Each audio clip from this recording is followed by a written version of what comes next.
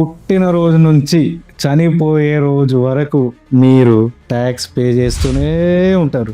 మీకు petrol, mobile recharge, movie tickets, ఇల్లు కొంటే ప్రతి దగ్గర సమర్పయామి.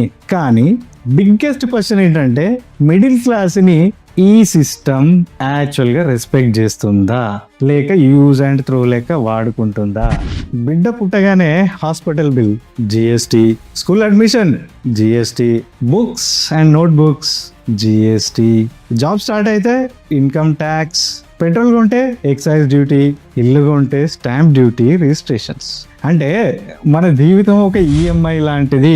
కానీ ఆ ఈఎంఐ బ్యాంక్కి కాదు, సిస్టమ్కి సమర్పయామి.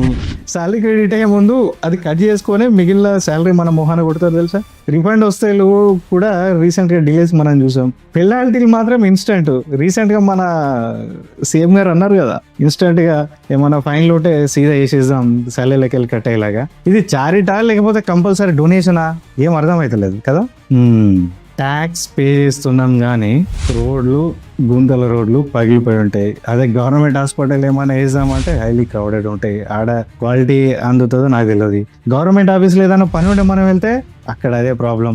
సమ్మర్ పేమెంట్ లేనిది అక్కడ ఎక్స్ట్రా పని జరగదు. సో ఈ మిడిల్ క్లాస్ మైండ్ సెట్ ఏంటంటే నేను హానెస్ట్గా పే చేస్తున్నా, రిటర్న్లో నాకు ఎందుకు ఈ క్వాలిటీ ఆఫ్ లైఫ్ లేదు అని చెప్పేసి చాలా దాంట్లో నేను కూడా ఉన్నాను. బట్ రియాలిటీ ఇదే. ఇక్కడే ఫ్రస్ట్రేషన్ స్టార్ట్ అవుతుంది. ట్యాక్స్ బర్డన్ ఎక్కువ మిడిల్ క్లాస్ మీదనే పడుతుంది.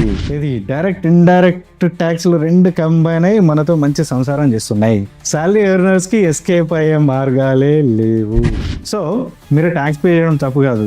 డెవలప్డ్ నేషన్లో ట్యాక్స్ లేవా కదా. బ్లైండ్లీ చెల్తా యాటిట్యూడ్తో మనం ముందుకెళ్ళిపోతే, క్వశ్చన్ చేయకపోతే అది డేంజర్ కదా.